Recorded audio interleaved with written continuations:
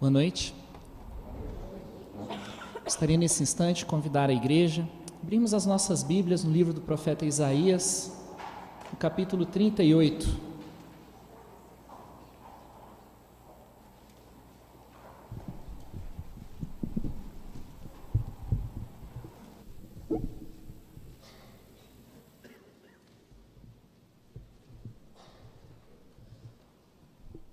Livro do profeta Isaías, capítulo 38, nós faremos a leitura do versículo 9 até o versículo de número 22. Isaías, capítulo 38, de 9 a 22, onde diz o seguinte a palavra do Senhor. Cântico de Ezequias, rei de Judá, depois de ter estado doente e se ter restabelecido. Eu disse: em pleno vigor de meus dias, hei de entrar nas portas do além. Roubado estou do resto dos meus anos. Eu disse: já não verei o Senhor na terra dos viventes. Jamais verei homem algum entre os moradores do mundo. A minha habitação foi arrancada e removida para longe de mim. Como a tenda de um pastor, tu, como tecelão, me cortarás a vida da urdidura. Do dia para a noite darás cabo de mim.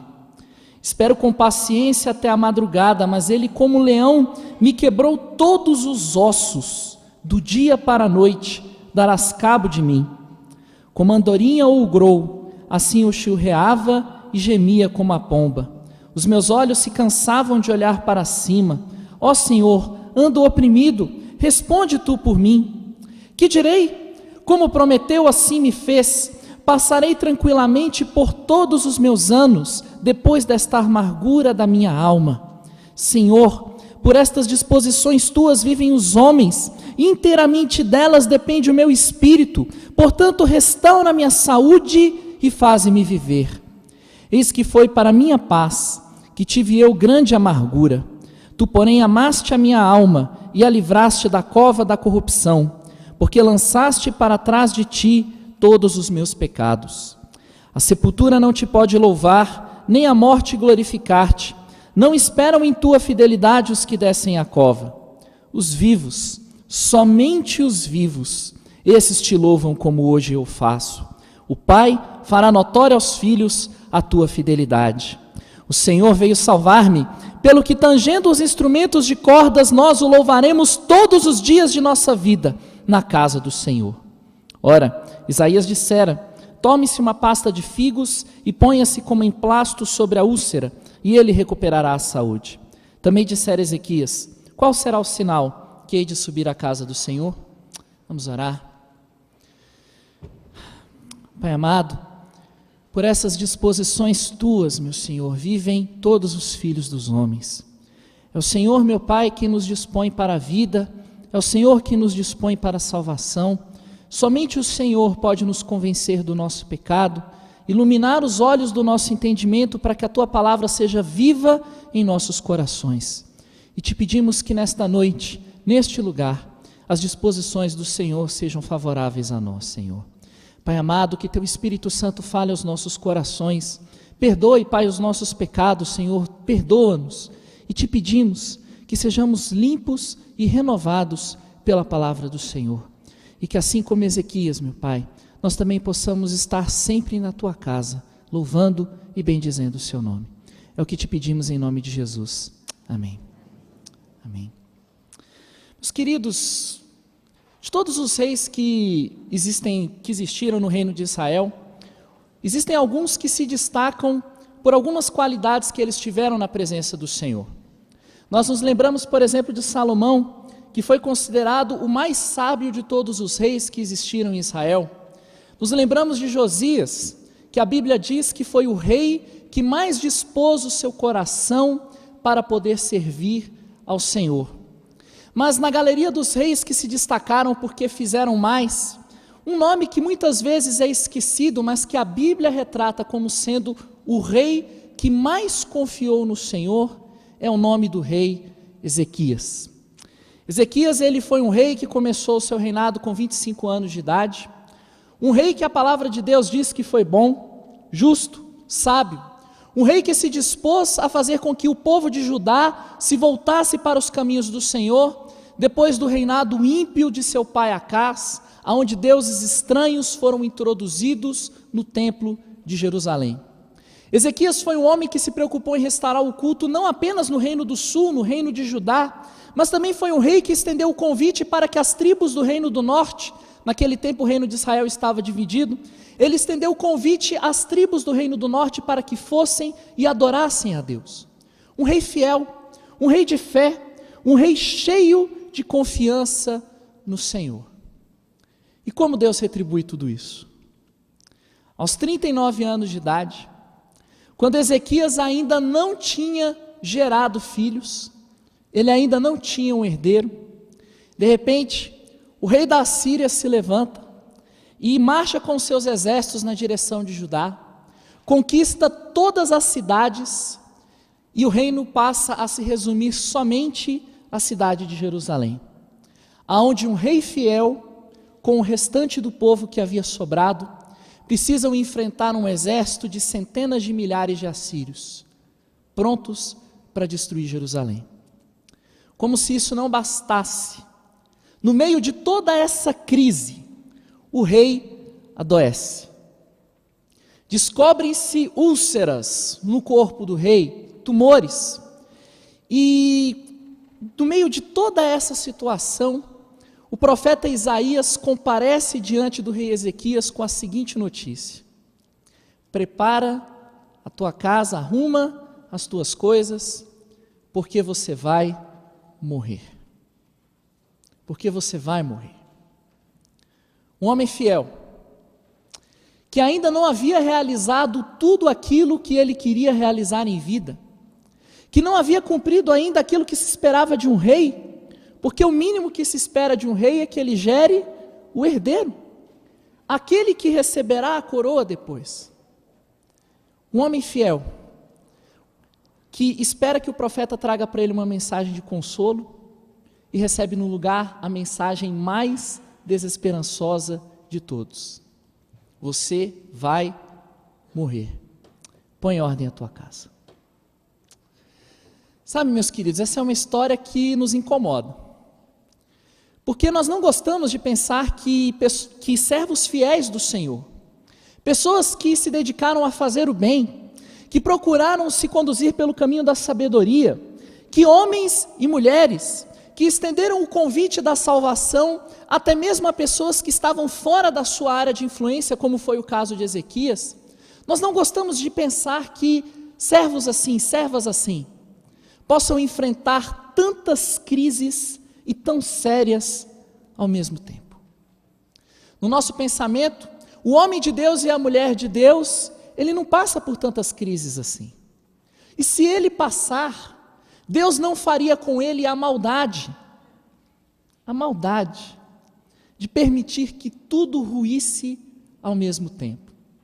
O reino, a saúde física, a ausência de uma palavra de consolo da parte do Senhor, e o que é pior, sem saber o que seria do futuro do país, porque Ezequias era um rei sem herdeiros.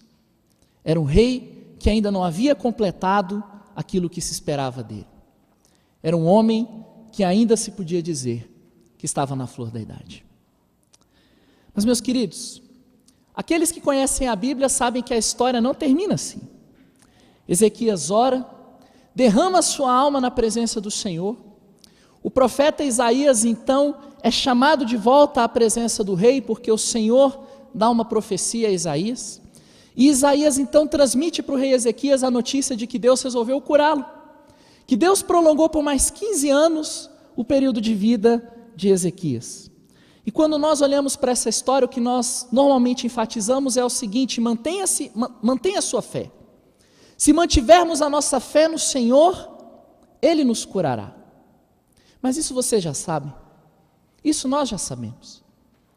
O que nós não sabemos é o seguinte: mas o que se passava na alma de Ezequias, no meio de toda essa situação? Deus curou, mas até que Ezequias recebesse essa cura, o que Deus estava ministrando no coração do rei? O que Deus queria mostrar a Ezequias, a esse homem fiel, que era tão importante, que Deus precisou trazer tantas calamidades sobre a vida dele, para que ele fosse capaz de aprender?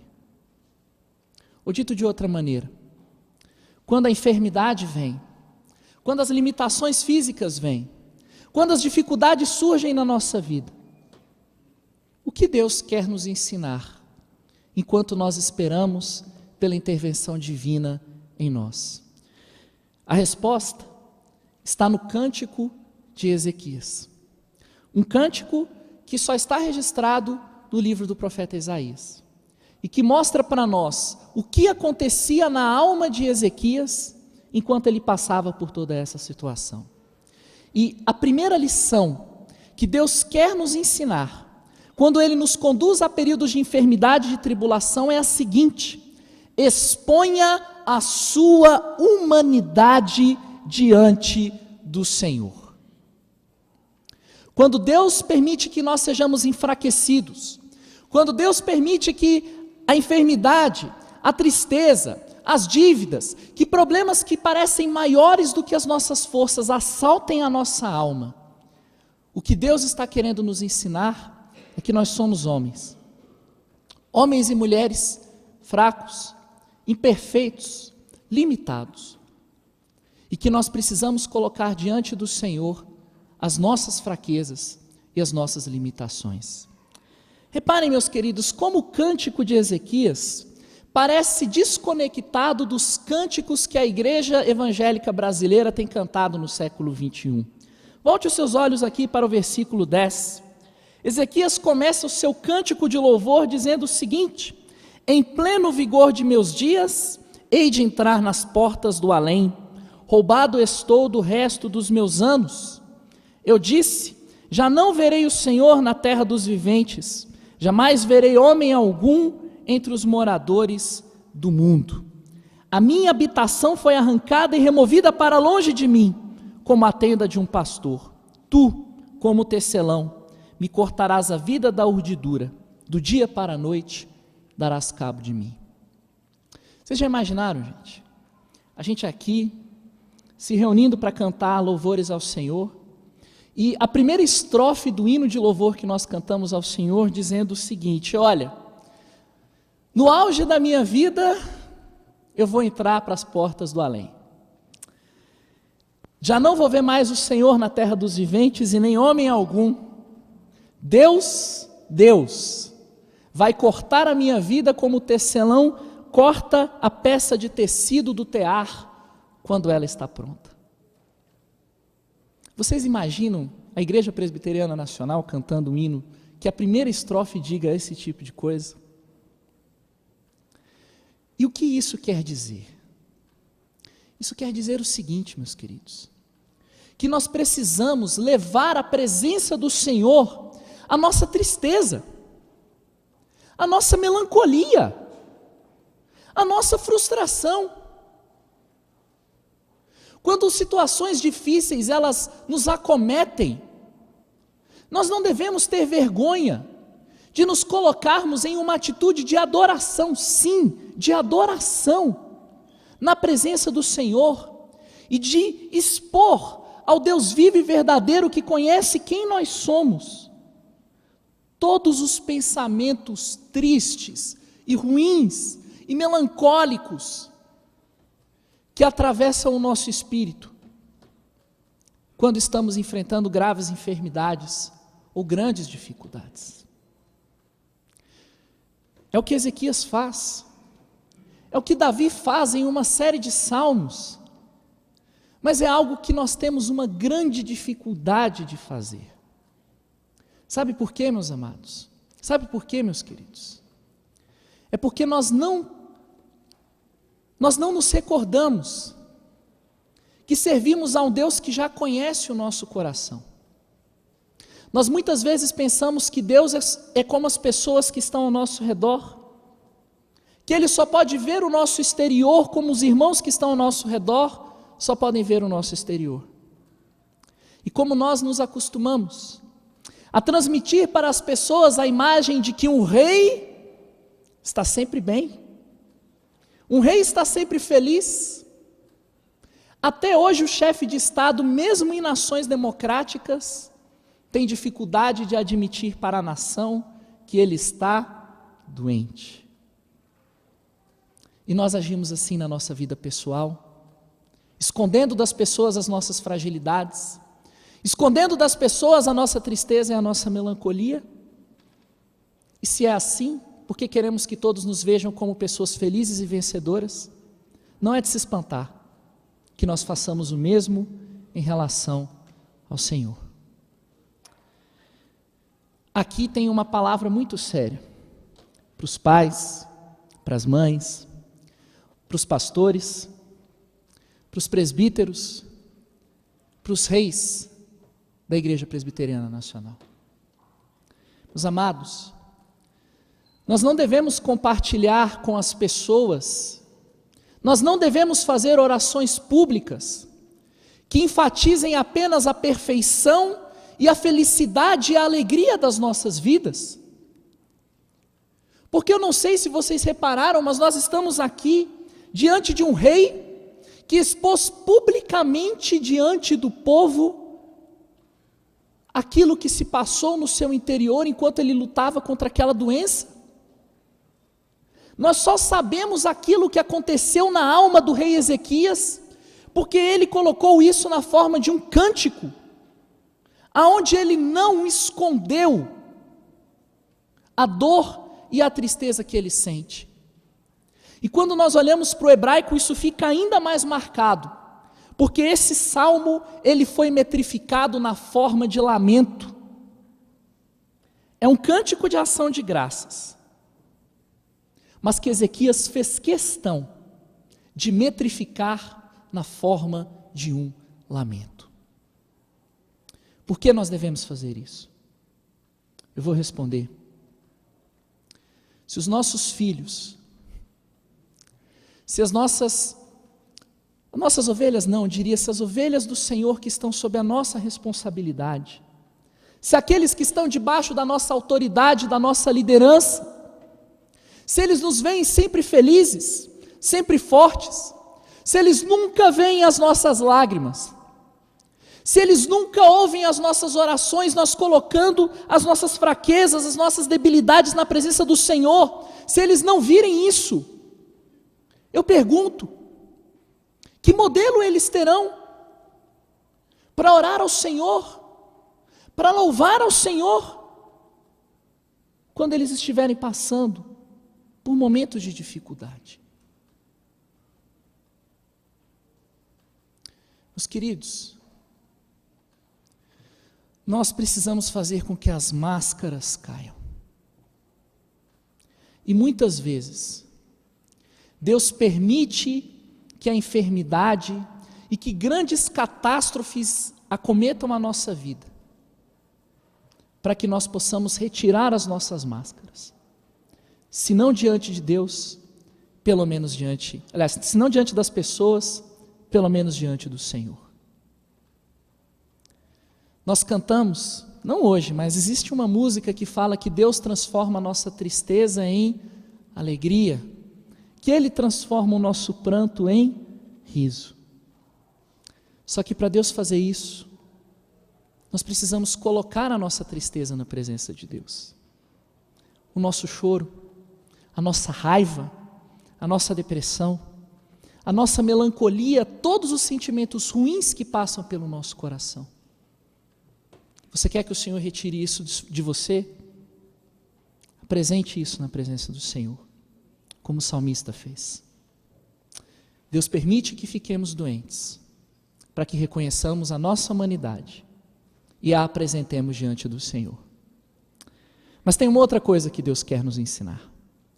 Porque é verdade, nós somos fracos, nós somos limitados, mas servimos a um Deus que é soberano, um Deus que é poderoso, um Deus que pode fazer todas as coisas. E a segunda lição que Ezequias aprendeu por meio do sofrimento, era a lição de que a vida dele depende inteiramente do Senhor. Olhem o que diz o versículo 14. O versículo 14 em diante diz o seguinte: como a andorinha ou o grou, assim eu chilreava e gemia como a pomba. Os meus olhos se cansavam de olhar para cima. Os olhos de Ezequias estavam para cima. Ó Senhor, ando oprimido, responde tu por mim.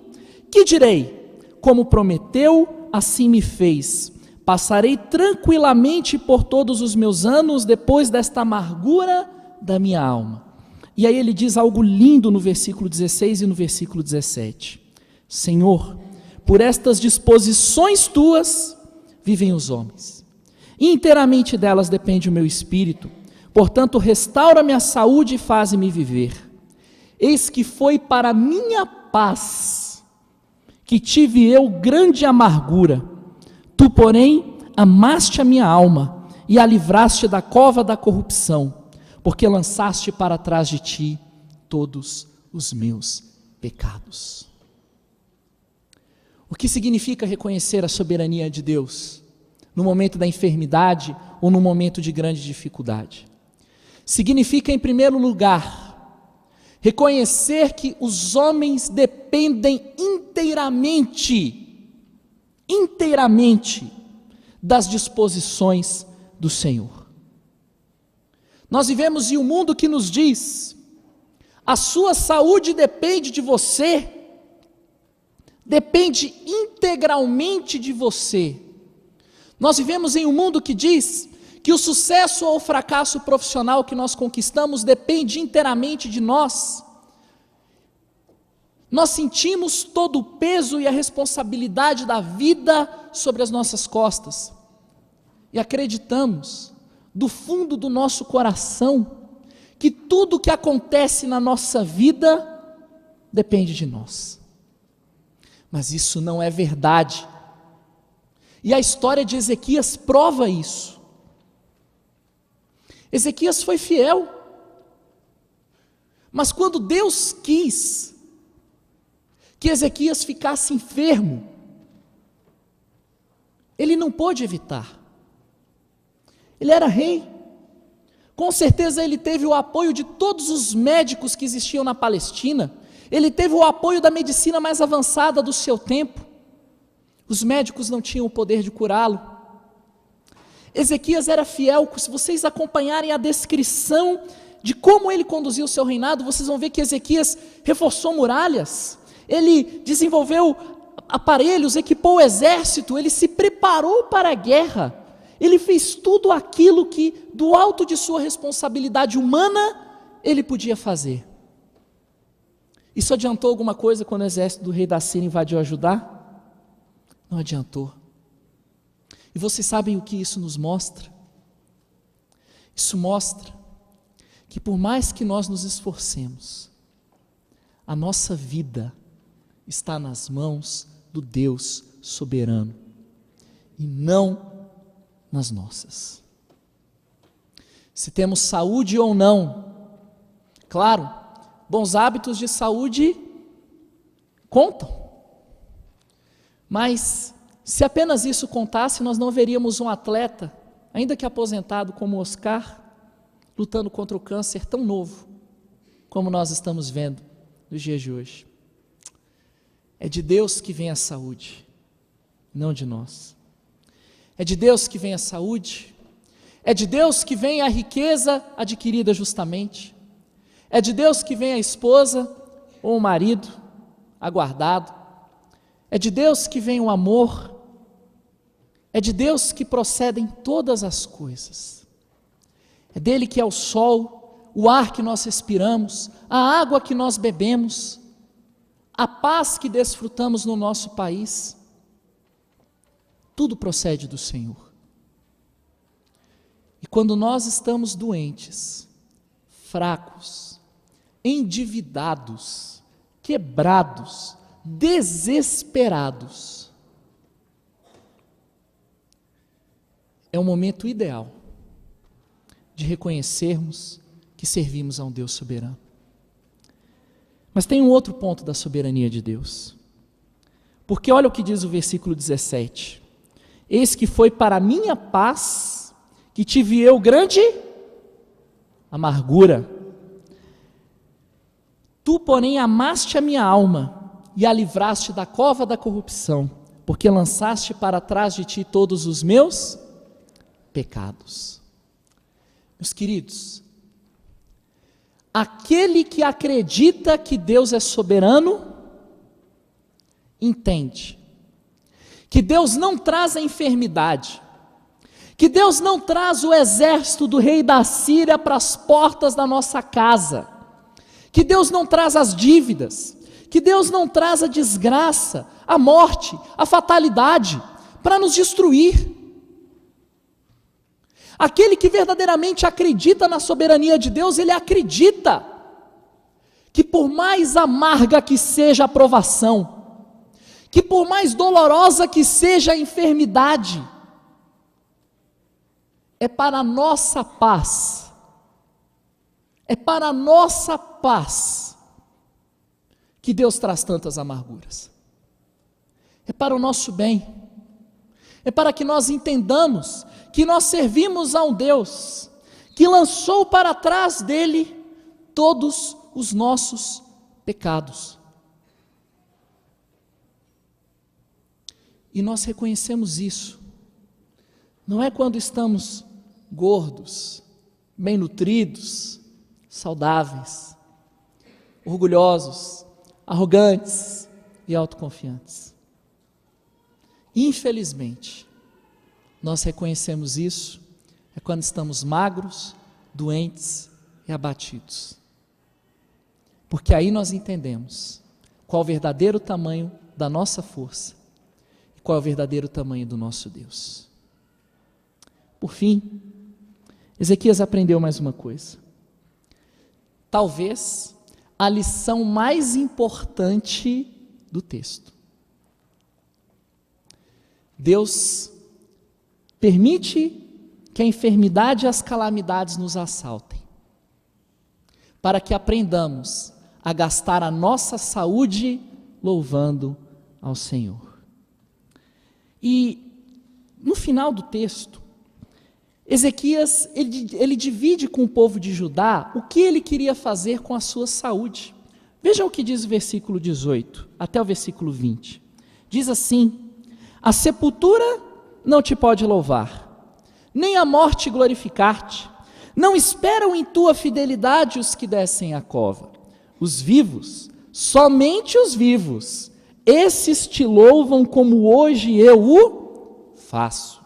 O Pai fará notória aos filhos a tua fidelidade. O Senhor veio salvar-me, pelo que tangendo os instrumentos de cordas, nós o louvaremos todos os dias de nossa vida, na casa do Senhor. E aqui, a gente precisa fazer uma pergunta. Para quem está enfermo, se Jesus Cristo estivesse aqui hoje, Ele está, mas se Ele estivesse de forma visível, e perguntasse para você o seguinte: por que você quer saúde? Se eu te der saúde, o que você vai fazer com essa saúde que eu estou dando para você? Que resposta nós daríamos? Se você não tem dinheiro, né? Veio para cá todo quebrado, todo endividado, desempregado, não sabe o que fazer, a pergunta de Deus é a seguinte: se eu te der dinheiro, se eu te der riqueza, se eu der o emprego que você tanto busca, que você tanto deseja, me diz uma coisa: o que você vai fazer com esse dinheiro? O que você vai fazer com o emprego que eu estou dando para você? Aqueles que estão sozinhos, solteiros, chorando pelos cantos da sua solidão, a pergunta de Deus é a seguinte: e se eu te der o marido ou a esposa que você está procurando? O que você vai fazer? Como você vai desfrutar desse relacionamento? O que você vai fazer se eu atender o seu desejo e der a você aquilo que você tanto busca, aquilo que você tanto almeja? Infelizmente, existem várias pessoas que só aprendem quando perdem. Tem gente que nunca valoriza a saúde que tem, precisa ficar doente para aprender a valorizar a saúde. Tem gente que nunca valoriza o emprego que tem, está sempre reclamando dos chefes, da empresa, dos funcionários, até o momento que ele é demitido ou ela é demitida e não consegue arranjar outro emprego. Tem gente que nunca valorizou os pais e só sabe o valor que os pais têm quando eles morrem, quando perdeu de uma vez por todas os pais. Vocês sabem por que Deus permite que tenhamos perdas? É porque Ele quer que a gente medite nessa pergunta. Se eu te der saúde, o que você vai fazer com essa saúde? Você vai gastar como? Aproveitando a vida? Vou tirar férias, Jesus. Vou viajar e conhecer todos os lugares do mundo que eu não conheci. Se o Senhor me der saúde, eu vou fazer isso. Essa é a sua resposta para Deus? Senhor, se o Senhor me der saúde, se o Senhor me conceder saúde, eu vou fazer todas aquelas coisas que eu sempre tive vontade de fazer e me privei. Eu vou pular de bungee jump, eu vou descer de rapel no buraco das araras, aqui perto de Brasília. Eu vou me declarar para aquela mulher que eu nunca me declarei na vida, que eu sempre quis fazer isso e nunca fiz. Amém, né? É isso. É isso. Meus queridos, vocês sabem o que Ezequias está nos ensinando aqui? Sabe por que a gente deve desejar saúde? Vocês sabem por que a gente deve desejar o sustento? Um bom emprego, uma boa condição, um casamento. Sabem por quê? Qual é o motivo? Louvar ao Senhor. Reparem, Ezequias não diz, Senhor, se o Senhor me tirar da sepultura, eu vou aproveitar a vida, não é isso que ele diz. Ele não vira para Deus para falar, Senhor, se o Senhor me tirar da sepultura, eu vou ter família, que é o grande objetivo da vida de um rei, é ter família que governe o povo. Não é isso que ele diz. O que ele diz é, os vivos te louvam. Os vivos te louvam. Senhor, se o Senhor me salvar, eu vou fazer notório aos meus filhos a tua fidelidade. Eu vou, tangendo instrumentos de corda, louvar ao meu Deus todos os dias da minha vida. E é na enfermidade, ou na dificuldade, que Deus nos dá a grande chance de descobrirmos pelo que nós estamos vivendo. Se a gente quer saúde, dinheiro e casamento ou outras coisas por motivos egoístas, eu quero ficar bom, quero ter emprego, eu quero me casar para ser feliz, para conhecer o mundo, para viajar, para passar por todas aquelas experiências que as pessoas dizem que fazem a vida especial. Se essa é a nossa motivação, não se surpreenda se o Senhor for lento para responder. Não se surpreenda se Ele permanecer mudo por várias madrugadas. Porque vocês sabem o que Deus está querendo nos ensinar quando Ele diz não e nos coloca em dificuldade? Ele está querendo nos ensinar que o objetivo da vida é louvar a Ele, adorá-lo, testemunhar a respeito dEle, fazer o que nós estamos fazendo neste domingo à noite. É para isso que nós devemos desejar as bênçãos. Era essa a motivação de Ezequias em pedir a sua cura. E foi por isso que o Senhor o atendeu. Mas tem um porém nessa história toda. Pastor, Ezequias foi curado. se Ele não me curar? E se eu tiver a motivação certa dentro do meu coração e Ele não me curar? E Ele não me conceder aquilo que eu tanto desejo, o que eu vou fazer? O que eu vou fazer? E, embora essa não seja a resposta mais agradável que eu possa dar, mas é a resposta da palavra de Deus. E é uma resposta que traz consolo para a nossa vida. Em Cristo Jesus, nenhum de nós é morto, mas todos nós somos vivos. Se o objetivo da minha vida é louvar a Deus, então Deus pode me matar. Sabe por quê? Porque se Ele não me curar, se Ele me levar agora, eu estou indo fazer o quê na presença de Deus? Louvá-lo. Se Deus não me curar, se Deus não me atender, se Deus me ferir agora na flor da idade, sem que eu tenha filhos, como estava prestes a acontecer com Ezequias, eu não devo perder a esperança, porque Deus está me chamando para um tabernáculo superior. Ele está me chamando para louvá-lo juntamente com os seus anjos, por toda a eternidade, sem que a gente tenha preocupações com o relógio, sem que a gente tenha preocupações com os limites do nosso corpo e da nossa atenção. Eu finalmente estarei fazendo aquilo que eu fui chamado para fazer. Quer Deus me cure, quer não, eu louvarei ao Senhor por toda a eternidade. E que essa possa ser a oração de todos nós. E Deus pode não te curar, meu irmão e minha irmã,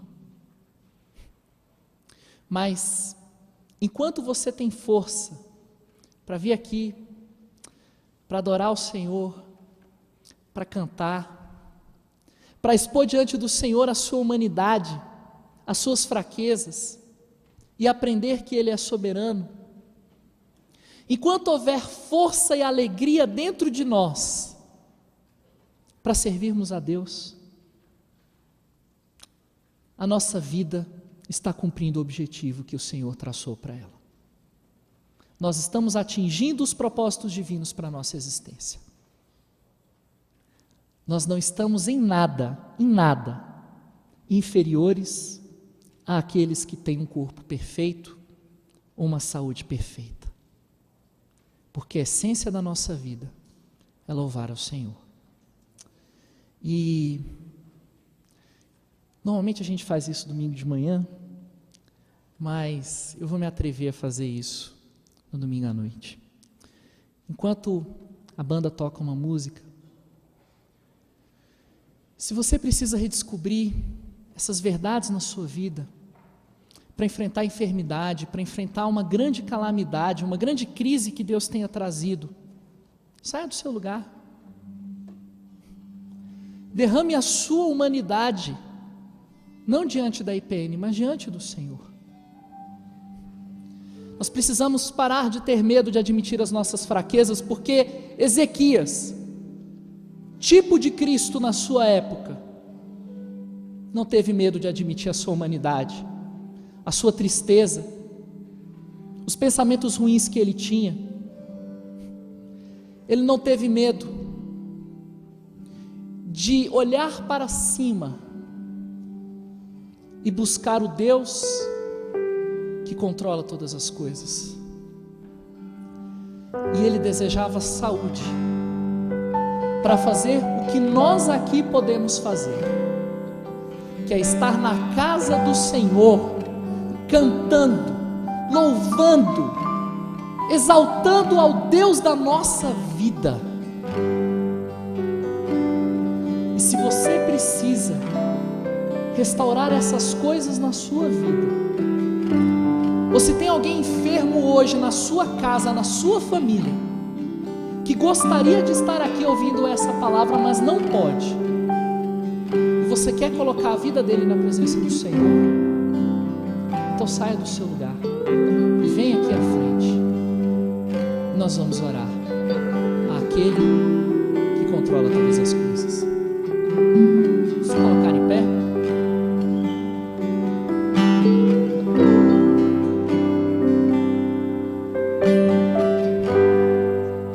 Enche o meu coração de ti,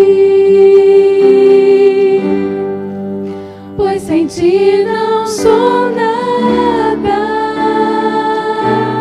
Jesus. Tu és o meu valor, és meu Salvador, meu maior amor.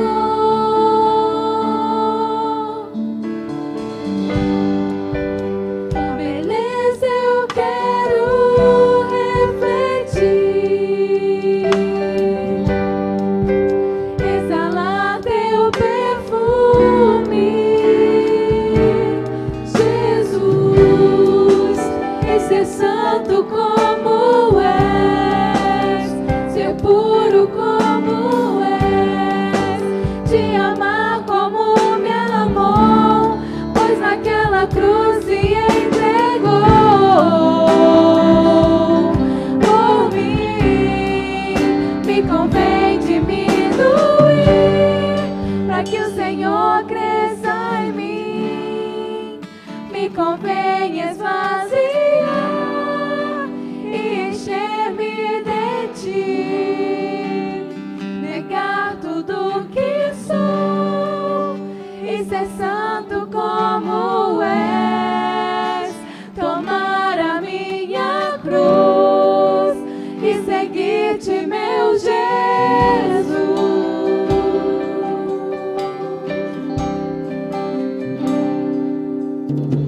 Vamos orar, irmãos.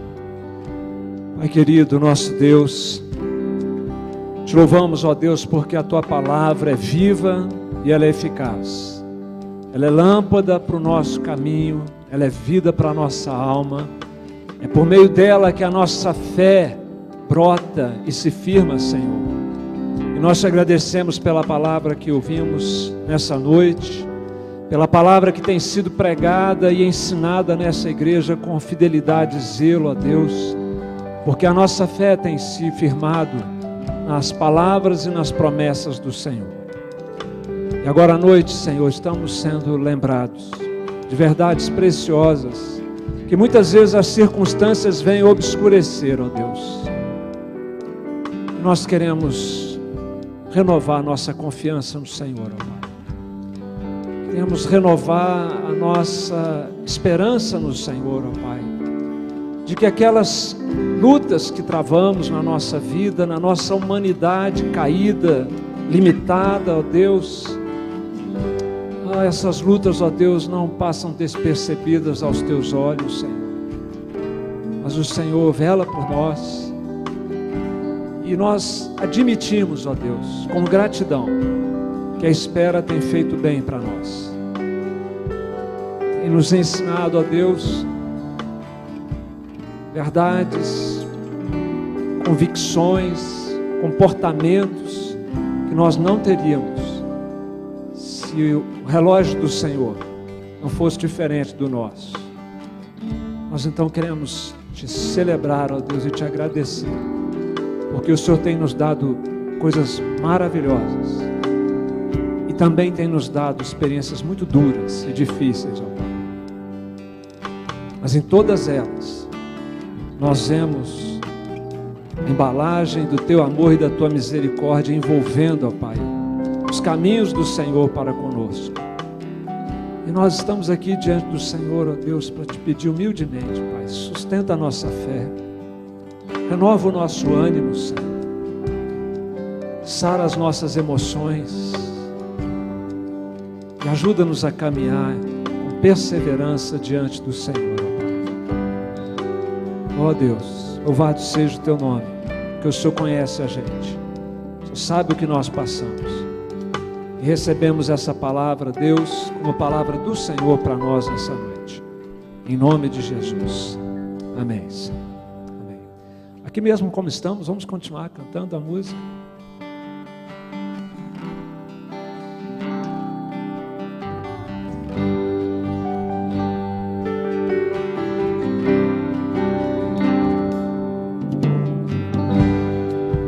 Deixa o meu coração pedir, pois sem ti não sou nada. Jesus, tu és o meu valor, és meu Salvador, meu maior amor.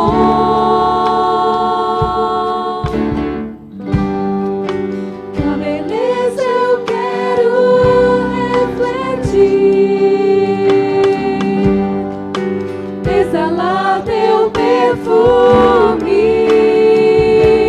Jesus, e ser santo como és, ser puro como és, te amar como me amou, pois naquela cruz se entregou por mim. Me convém diminuir, para que o Senhor cresça em mim. Me convém esvaziar e encher-me de ti, negar tudo que sou e ser santo como és, tomar a minha cruz e seguir-te, meu Jesus. Me convém diminuir, para que o Senhor cresça em mim. Me convém esvaziar e encher-me de ti, negar tudo que sou e ser santo como és, tomar a minha cruz e seguir-te, meu Jesus.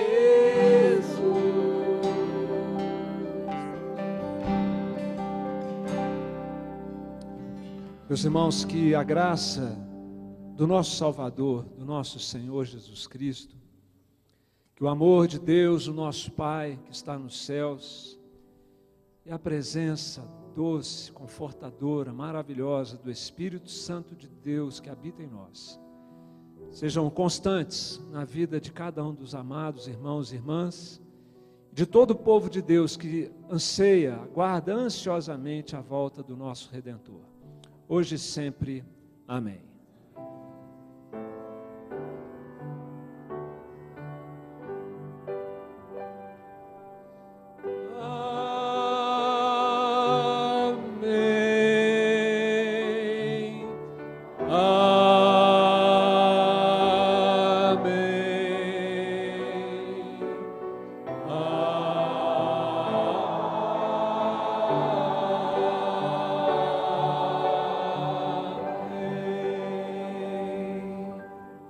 Meus irmãos, nós vamos nos cumprimentar uns aos outros e nos assentar para alguns comunicados com a igreja, tá? Podemos nos confraternizar e abraçar os nossos irmãos, assentando em seguida.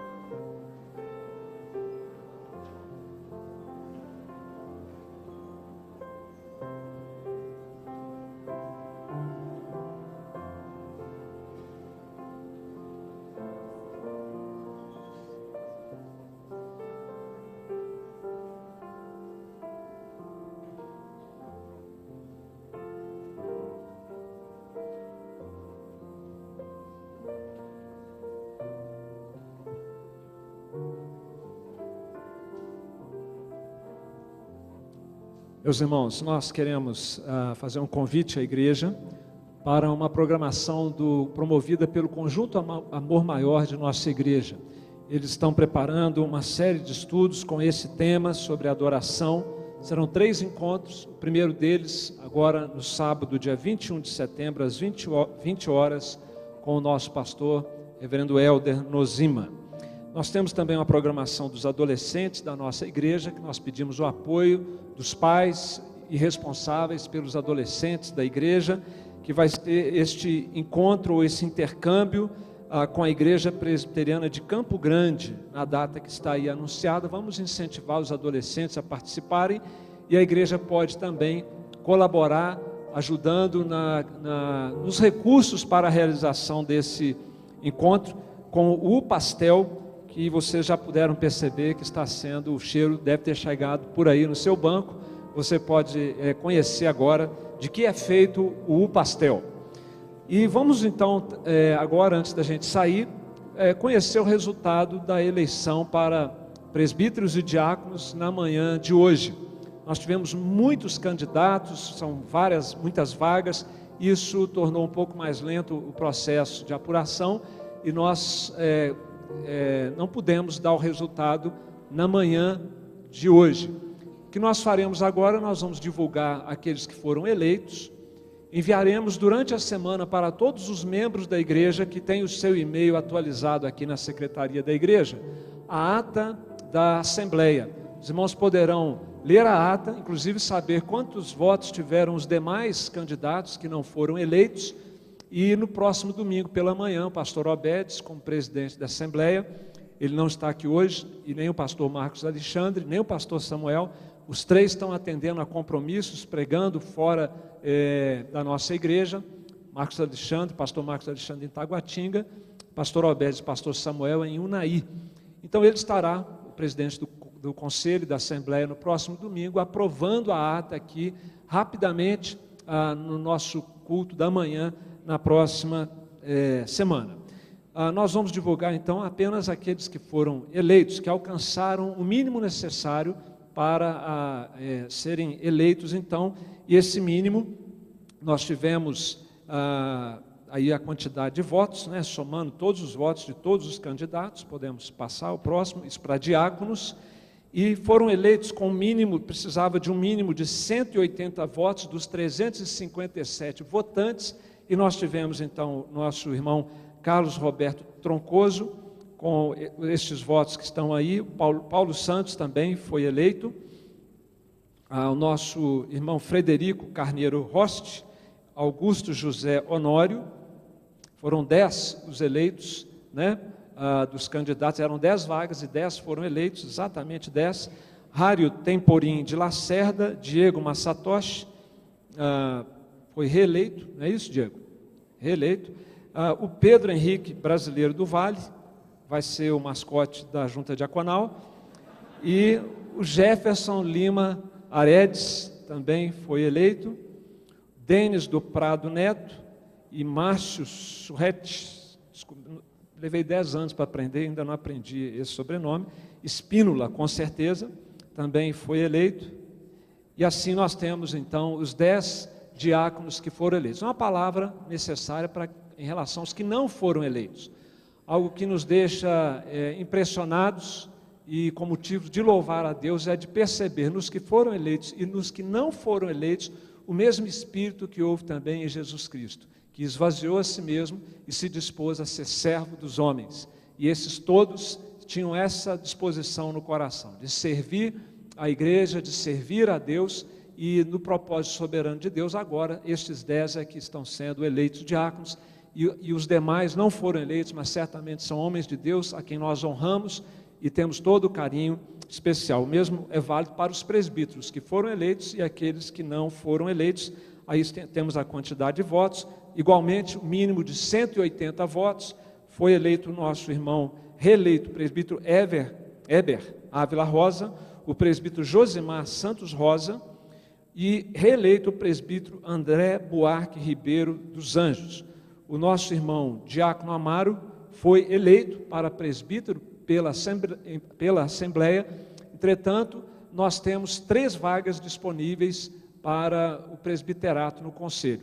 Caberá ao Conselho, então, decidir na sua próxima reunião se aproveitará e abrirá uma quarta vaga para aproveitar o fato de que o nosso querido Diácono Amaro alcançou a quantidade mínima necessária de votos. Essa é uma prerrogativa do Conselho da Igreja e certamente o Conselho tomará essa decisão debaixo de oração e da direção do Senhor. Mas nós ficamos muito felizes pela eleição desses 4 presbíteros e igualmente louvamos a Deus pela vida dos demais outros que não foram eleitos, mas que também estavam dispostos a servir a nossa igreja. Meus irmãos, louvamos a Deus pela vida de cada um dos eleitos e também pela vida da igreja que participou com bastante carinho e dependência de Deus desta Assembleia. Nós então iremos nos despedir agora. Uma boa semana para todos. Nós estaremos à porta cumprimentando os irmãos.